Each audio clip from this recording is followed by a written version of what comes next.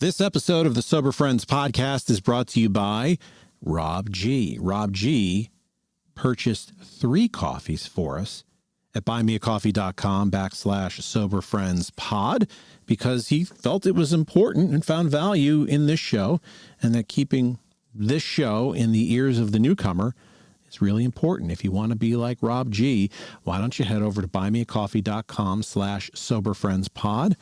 Buy us a coffee. It helps keep us in your ears, on the podcast apps, keeps us going.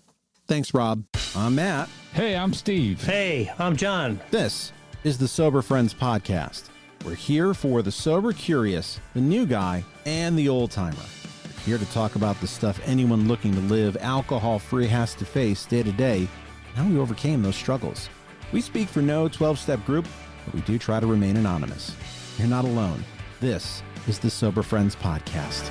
Johnny! You're not here.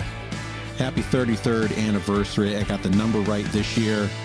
We put it in last week's newsletter. John I has 33 years of sobriety. When I get to that point, I'm going to be old. Is that holidays and weekends? I think it's holidays, weekends, and holidays, weekends, and 4-week work days. Knowing John, he's probably like in a sweat lodge tonight, doing something, probably out there killing something, eating some. Yeah, no, if I had the time, I would have loaded up some gunfire sound effects, because that's what he's in. You wouldn't see him if he's near you because he's in camouflage. He's got a bow and arrow, or he's got some other type of firearm that he's looking to kill something with. Yeah, absolutely. So I'm sure he's trying to celebrate tonight by killing something. That's about what he does. Yep. He's got 33 years and a lot of wisdom. Sometimes you have a long period of time and you don't have quality sobriety. That is not the case with John. No, I agree. He's been important to us. I know he has been. Both of us have, been around not anywhere near that amount. So since I've met John and gotten involved with him and done some stuff, he's been a really big part of my sobriety. Good stuff. So congratulations, John. Congratulations. And if you have somebody like John in your life, you can bust his balls and have somebody with that quality of sobriety who's willing to help you. You are lucky. So, Steve, tonight I want to really piss off the big book thumpers. Wow. Because I'd like to go to town on the chapter 2 Wives. 2 Wives, asterisk. Yeah. Yep. So we read it last night at our big book meeting. Lori was there. It's Lori's least favorite chapter. She doesn't ever really speak very much about it, or doesn't speak often when that one comes up because it's a tough one. And I have a real problem with that chapter the more I have learned about it. Yeah, it's anybody who's been around a while, there are people out there. There are people out there who just swear that the 164 pages of this book should never be changed, not even by one iota of one word.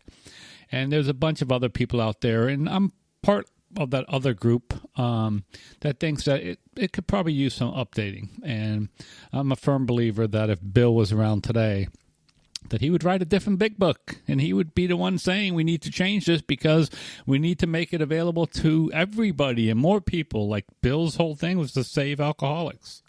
Because there's so much in there that is from an era that's bygone, it's 100 years old almost, right? I mean, think about it, right? Oh, I mean, not, but 90 years old.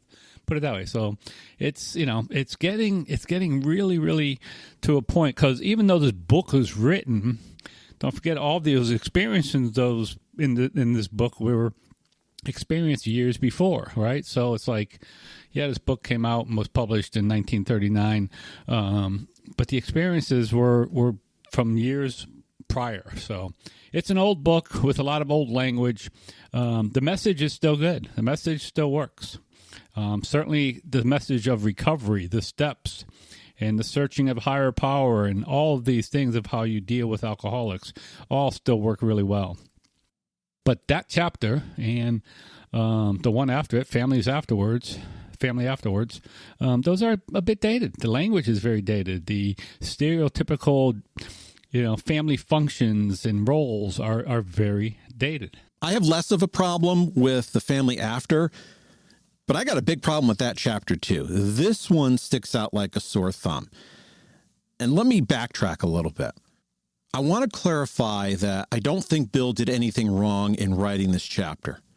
This chapter is a sign of the times. In 1938, it succinctly talks about what the family roles are, what the wife's role is, what the man's role is in 1938.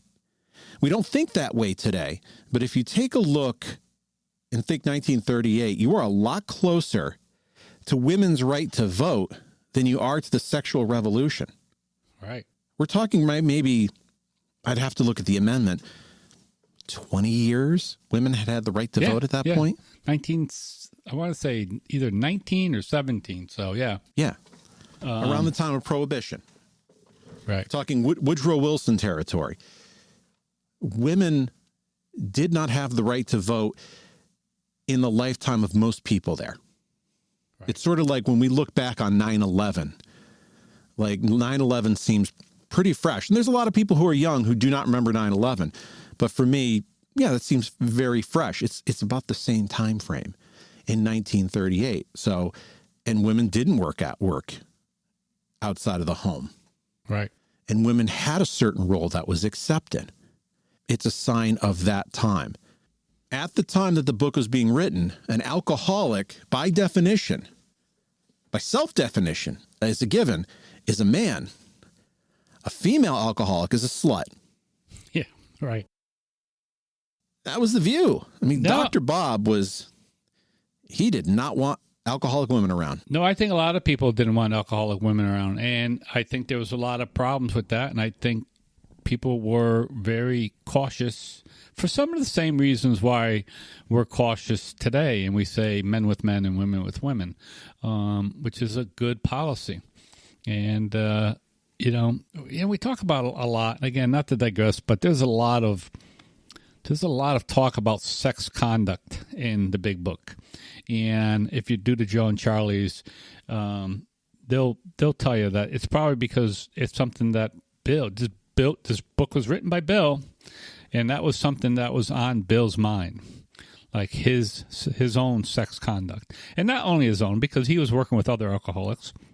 And I do think that there was probably other stories and other men at that time who brought in stories that were similar. And they said, listen, we gotta sort of watch out for this stuff. But I agree. It was a men. Not only was it men, it was a white men, right? I mean, it was different than it is today. White right? Christian men who were Catholic. Christian men, a few atheists, if you will, or at least agnostics as they grew a little bit.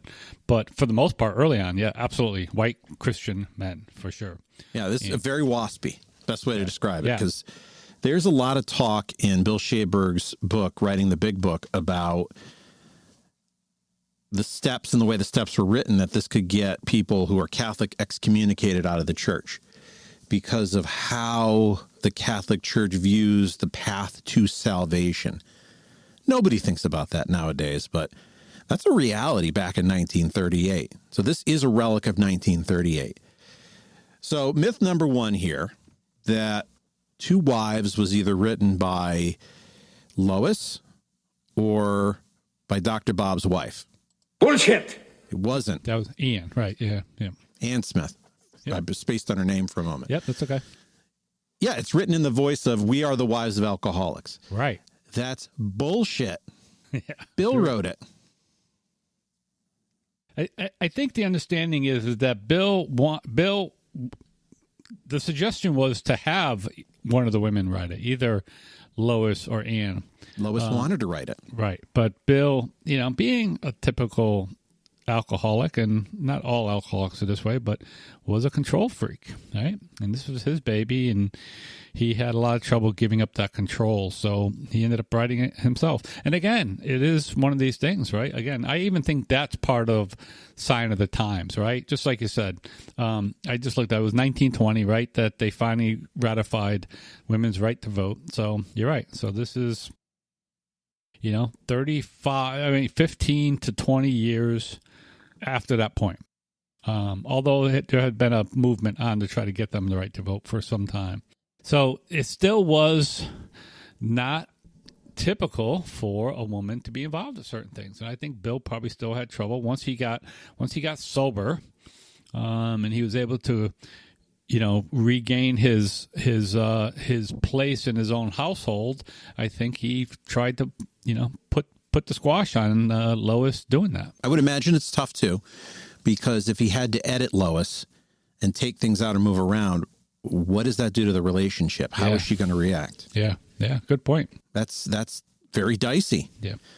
And he wanted to keep the flow of the writing style. If you read through this, it's the same writing style as all the other chapters. The thing I noticed last night reading through this, and one of the nice things about having a big book meeting that you attend regularly is that you get to go through these things relatively on a regular basis. When we read it last night, I was looking at it and I realized like the early part of this chapter has a lot of stuff. Like I said, it talks about the 4 different type of alcoholics. It has a lot of information there. And I said last night, it has good information in there. It does. It has some good information that sounds a little bit patronizing, but it's like, don't be quick to anger. Some of those same things we tell each other, like, yep, that's just good information. And that is good information for anybody dealing with an alcoholic. Like, don't be angry. Don't be resentful. Like, it's easy to say that. I get it.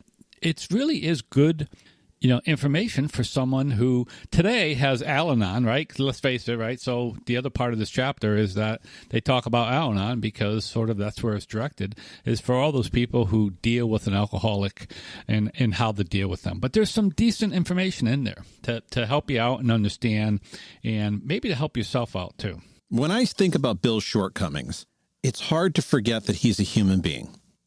He's not perfect. None of these people are. Very easy to deify Bill because he created this thing. Yeah, of course. Yeah, him and Dr. Bob created this thing. Bill created this thing. And Dr. Bob is there, and he's a very important person. As Bill Schaberg had said with Hank Parkhurst, no Hank, no big book. Yes, that's true, but really no Bill, no big book. Yeah. I mean, he had help with Hank pointing him in the right direction and motivating him, but this was a Bill project. And this is a lot for one person to come up with by himself for the most part, because he didn't get a lot of feedback from a lot of people, to come up with this thing where people at the time did kind of view him almost as a god, which at one hand, Bill really liked. On the other hand, he knew this was a problem to keep alcoholics sober, because Bill's mindset was, I need to say the things that are necessary to keep alcoholics sober. And one of the reasons that this chapter can come off as sexist is because he's lecturing the wife to wrap that alcoholic in bubble wrap, because I don't want him to get drunk again. And if I have to err on the side of condescending to the woman, then I'm willing to do that to keep the guy sober. So he's not just coming at it in terms of, I'm a sexist. He's coming at it with, I got to find a way to keep this guy sober. And other than the 40 people or so that I know between here and Akron, we're the only people really who are drunk, and now have stayed sober for a long period of time. Bill's whole, we talk about this all the time. The whole idea of Bill doing anything was to try to save the next alcoholic, right? He really was. He was singularly focused on that. And if you look at his writings, if you look at anything that he's ever written, it's all about that. So you're right. So all of this information, all of these suggestions, where they may be somewhat, again, they may be somewhat wrap this guy in bubble wrap, give him another chance, all these type of things that today you look at it and you go, maybe not, maybe not. But that was his sole focus. The other thing that most people don't understand, when you write a book today, right? If you were to write this book today, you would probably spend years writing this book today. I mean, years, 5, 6, 7 years trying to get this right, get the stories right, get it all perfect. I don't know. Bill did this like over an 18-month period, right? Yeah, measured in months. Months, right. 18 months, right. Measured in months, not years. And did he have some help towards the end, the editing? Sure. Of course he had some of that. People helped him and read it. But he wasn't a professional writer. This wasn't what he did for a living. So, you have to understand that, too, that this book was put together because the other thing he realized, and yes, there's some other things that we've talked about in the past, they were looking at as a moneymaker, but he wanted to get this book out. There was a point where he realized, I need to get this book out because I can't go to California. I can't, save anybody in California or have them come to Akron or New York. But I can send them a book. So that was his whole focus. So when we look at some of these chapters, I think there's a bunch of chapters in here like this, Family Afterward. To the Employers is another one, written by Hank as we now understand it. But another one, like those are very different pieces of this book than the early part, which is really trying to understand the alcoholic, right? Those chapters are directed to other people other than the alcoholic, where the other parts are directed to alcoholics themselves. If I were to do this book differently, instead of amending the book by Alcoholics Anonymous, I think it would be beneficial for an outside writer to come in and rewrite the book, almost with a title of Rewriting the Big Book, something like that, where you could take it and say the big book exists. Now here is an updated version on certain aspects. And really the two wives piece, this really is an Al-Anon thing. Mm-hmm. Now that I'm thinking about it, we're talking about this, Bill has his own codependency issues where he's putting it on the wife of, you have a responsibility to get your husband sober. The whole thing around you bitched and moaned because he drank coffee and smoked cigarettes. Now he's dead wrong for that. Right. But if you didn't nag him and let him have his smokes, he might be sober. Yeah. We today we'd call that blaming the victim, right? Yeah. Yeah. Today we'd call that blaming the victim. Yeah, a good point there. Like he is really putting the onus on the wife, and not completely. He gives him the out, saying, "Listen, if he doesn't want to get sober, there is a line in there, right? If he doesn't want to get sober, it's best to get rid of him and move on with your life." He does say that in that chapter. So it's difficult. It's difficult. I've said it. I don't understand. Listen, I don't understand why, and it was my first wife more than anything, was able to put up with those really, really difficult years. Really, really difficult years. We've never had an opportunity to talk about it, and we haven't had that relationship since our divorce to be able to talk about it. Yeah, I mean, everybody has their own reason, and I'm sure part of it was, just like we talk about it, like you could return, this program could return us to sanity. I'm sure that's part of what the wives want, right? Don't we all want the people we love to be returned to the person that we knew them as? So I think that's a big part of it, too, of why there are women who put up with so much. It's hard when you've invested in a relationship with somebody that you would let it go just because of the drinking. Mm-hmm. And this is where that codependency comes in. I mean, this is the advertisement for, you don't need this chapter. You need a different program to really address this issue. We also have the problem of you have two AA groups on the entire planet, Akron and New York. And then those two AA groups couldn't be much more different. That one in Akron, I guess it's kind of AA, but it's really still Oxford group. Yeah, very much so. Their compass is pointing in two totally different directions. And if Bill is going to advise the wives of the male alcoholic, his book is the only thing that he has to give to them, because there's no meeting in Florida or California. Go buy this book, read that chapter. Now you know how to deal with your alcoholic husband. And that might be the extent in his mind of what you're going to be able to do, because you don't have any help besides this book. Excellent point there, Matt, because the truth is, in New York and in Akron, there is a lot of talk about the wives being involved with the recovery of their husbands. Usually when the men went to meetings, the wives went with them, all right? Which is another reason they didn't like the female alcoholic. Right, yeah. Tempting their husband. The wives would typically not be part of the meeting, would sit many times. Sometimes they would be. I think in New York probably more than in Akron, but sometimes be part of it. But most of the time sit together while the men had their meeting. So you're absolutely right that, there wasn't a way, just like there wasn't a way to reach the alcoholic. So you write this book, there also wasn't a way to reach the wife of an alcoholic. So there is a lot of information in here like, hey, do this, do that, do this. And it may sound like at the end of it, it says, hey, we've given you a lot of information. And it may sound like we're lecturing, but we don't mean to lecture, and we don't like to be lectured to.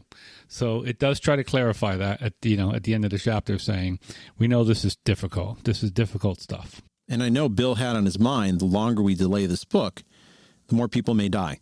Absolutely. Every day I wait, the more people die. Yep. So that I could have saved if I got this done yesterday. Yep. So let's put it together. Let's put it out there. I don't know if Bill ever thought, I don't know what Bill's thoughts, because there was not a lot of stuff on it, but if there was ever thought of doing a rewrite while he was alive, I think once it took off, he realized he couldn't mess with it.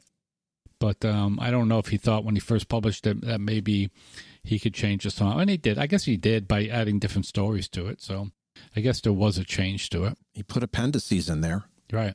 Yeah. Between that first printing and that second printing, he did add quite a bit. He just put them in different places. Yeah, I agree. So once we get to that second edition, there's not a damn thing that's going to change. No, it is in stone. I will tell you how to use Two Wives. This is where a good sponsor comes in. People who know the big book go to big book meetings. The way to use this is take it and then reword it into today's society. It says two wives. This could be your husband. Yeah. This could be a same-sex partner. Two partners. This could be your family. Think about it this way. You have a loved one, regardless of who it is. Here are some ways to think about how you work with this person. If you're the alcoholic, read through this. Consider the impact that you've had on your family. I like to use it as a conversation starter, but I am not going to use this. Bill mentions do this, this, and this. This is how you should approach it. No, you should not approach it that way. Yeah, no, I agree. Unless you want to get slapped. Not in today's age. For most people, absolutely. There's just too many things in there where I think you're right. It wouldn't work in most relationships today. And you're absolutely right. And that's one of the things where, again, listen, there are people that, and we know them, people that do not want this thing changed at all. They are dead set against it. But this is this could be written to anybody who loves an alcoholic, right? And it doesn't even have to be a family member or a partner. It could be a close friend, right? It could be, you could look at this as a close friend and say, how do I deal with this? How do I deal with this guy? Because this is written to the non-alcoholic, right? In other parts of this book, it tells an alcoholic how to help another alcoholic. But this is written to a non-alcoholic of how they might want to help an alcoholic. So there are some things you can pick out of here. And you're right. Just change the language. Change the language in your own mind as you try to share what's in there. If I'm doing it today, I almost would combine this with the family after. I don't think you need to spike out the wife anymore and the family. You need to bring this together. If you're the family of the alcoholic, here's what to expect when dad has found recovery, or mom has found recovery, or your 15-year-old son has found recovery. I mean, that's possible. And the other thing with this is the bottom has risen up to hit people, not the other way around. It's worth noting here that Bill had in mind that the husband was a very low bottom drunk, unable to hold a job, really a hopeless person. And the closest he got to get ahead of this is his 4 types of alcoholic, but he really focuses on the low bottom here. You got this low bottom drunk. Yeah. He wants to stop, but he's totally unable. That's where you start, because that's your man. You got this guy. And that's his focus of the people who have a drinking problem but haven't lost everything. We'll get to them later. But at this point, it's like the worse they are, the better they're willing to accept that. Yeah. So he's triaging a little bit. He is. You're absolutely right. That's a great way to put it. He is triaging. Like some of the other people, listen, it'll be great. If they stop, it'll be great. But typically those people have not been heard enough in his experience. And he's always said it. They just haven't been heard enough for his experience that they're going to stop drinking. Right. And it's only the people who are really low bottoms, who have really been beat up, that are the ones who are willing to do the work. Because this was a radical change. This was a radical thing back then. do that work. Maybe it still is a radical thing today. I think there's an opportunity for somebody to write the book over again. Not have it be an AA thing, but here's a modern take on the big book. If I was writing the big book today, this is what it would look like.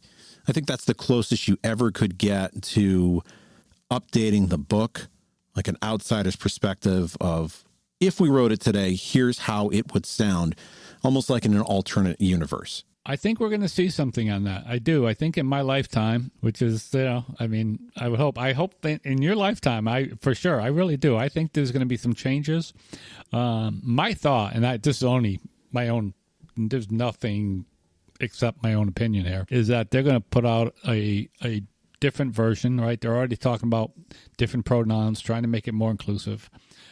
Listen, just politically, as we all know, that's a time bomb. But I think what they'll do is put out, it's going to be a companion. It's going to be a side issue, and it's going to be for each group, just like everything else, like the preamble now, right? The preamble is people rather than men and women.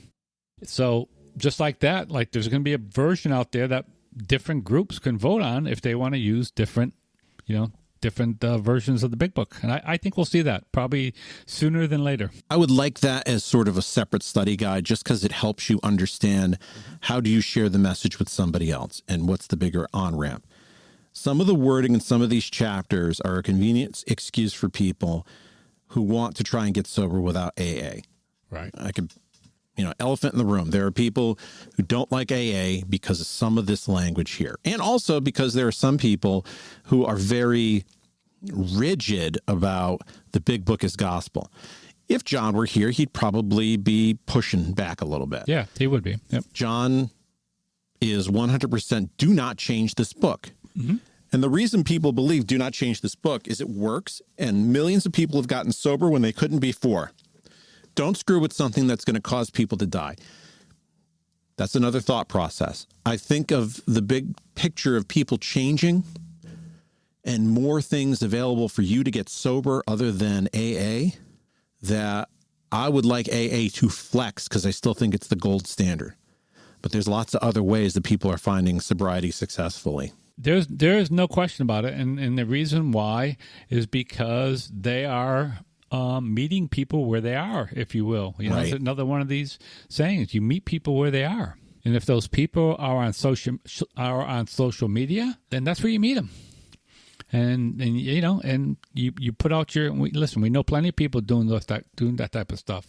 Recovery through apps, recovery through different programs like that, never meeting people in person. So you have to meet people where they are. Listen, it's not a bad thing that people are getting sober other ways. It isn't. No, it's not.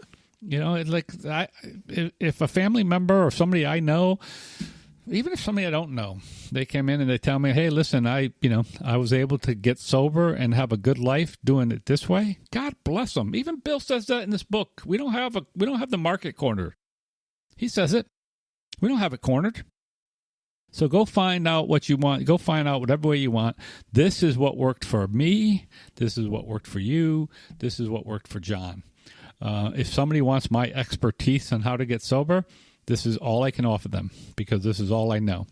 Nothing else I ever tried worked, and I didn't. And even though I did a lot of Zoom stuff and I do some social media, you do a lot more of it than I don't think I would be able to get sober doing that way. But that's just me. No. I don't think I could. I mean, I'm happy that people can, but I don't think that works. I need that person to person. Get in there, meet somebody, shake their hand, sit next to them, have some type of relationship with them. And that's what helps keep me sober. Part of it is, we talk about it, is not only the meeting and the program, but also the fellowship.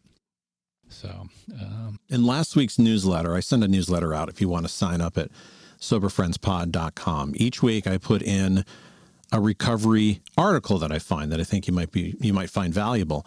This week's, I wrote about somebody who stayed sober for 3 years using the I Am Sober app, where you were pledged to remain alcohol free. You build good habits with this app. So maybe if I'm a little bit younger and I got sober today, maybe I consider an app. Yeah. Yeah. I'm absolutely. not saying the app is superior, but it's there. Yep.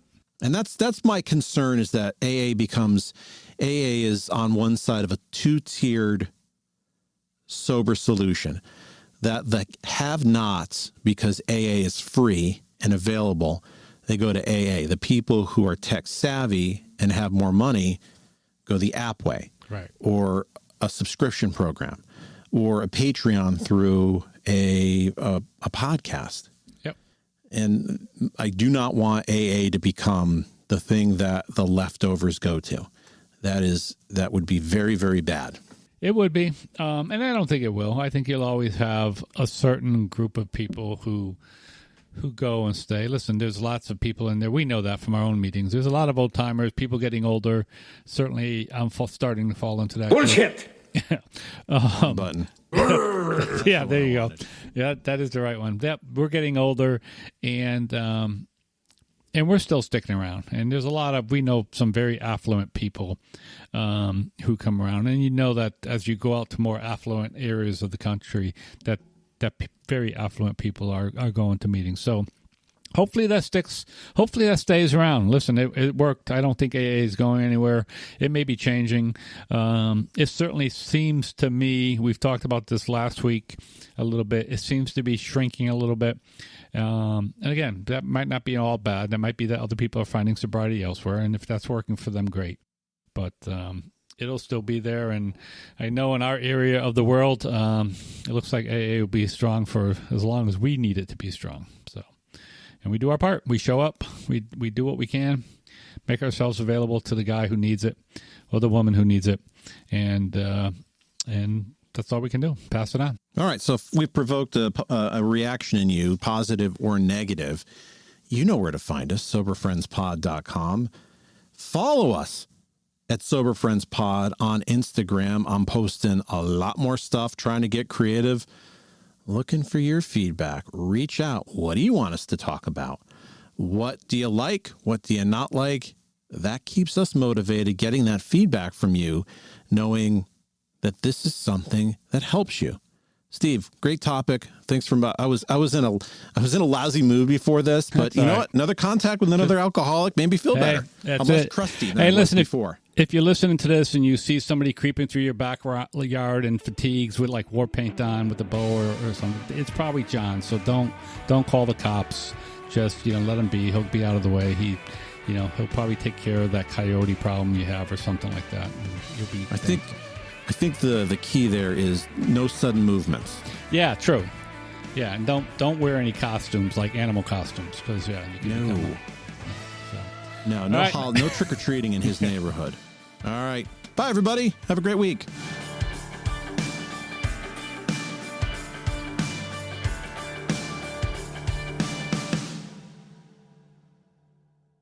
You made it this far into the podcast. That tells me you're a pretty big fan.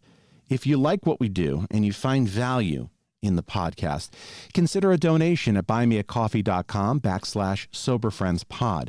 Your donation keeps us on the air to help out the new guy and helps us defray some of our costs. If you find value in our podcast, please consider a donation at buymeacoffee.com/soberfriendspod.